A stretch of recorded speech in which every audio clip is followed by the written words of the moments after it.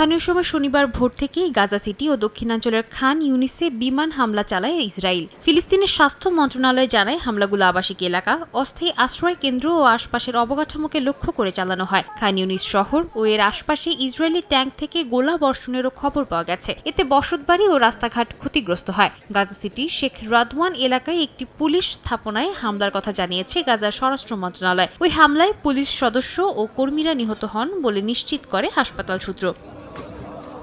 Israeli সামরিক বাহিনী বলছে, গাজার বিভিন্ন অংশে একযোগে হামলা চালানো হয়েছে। তাদের দাবি, রাফার পূর্বাঞ্চলে মাটির নিচে স্থাপনা থেকে বেরিয়ে আসা ব্যক্তিদের শনাক্ত করার পর সেখানে আঘাত হানা হয়। গাজার মধ্যাঞ্চলের কিছু এলাকায় অস্ত্র সংরক্ষণাগার, উৎপাদন কেন্দ্র ও উৎক্ষেপণ স্থল লক্ষ্য করে হামলার কথাও জানায় তারা।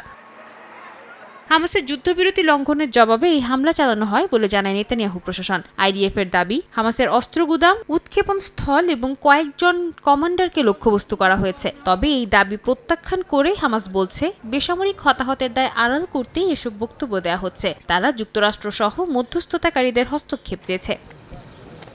এদিকে পশ্চিম তীরেও উত্তেজনা অব্যাহত রয়েছে। কালকিলিয়ার দক্ষিণে একটি শিল্প স্থাপনা ভেঙে ফেলতে এক ফিলিস্তিনিকে বাধ্য করা হয়েছে বলে জানায় স্থানীয় সূত্র। নাবলুসের দক্ষিণে কুসরা এলাকায় বসতি স্থাপনকারী একটি ফিলিস্তিনি বাড়িতে হামলা চালানো হয়। সাম্প্রতিক সপ্তাহগুলোতে ওই এলাকায় এ ধরনের ঘটনা বেড়েছে। সাদিয়া তাসনিম, সময় সংবাদ।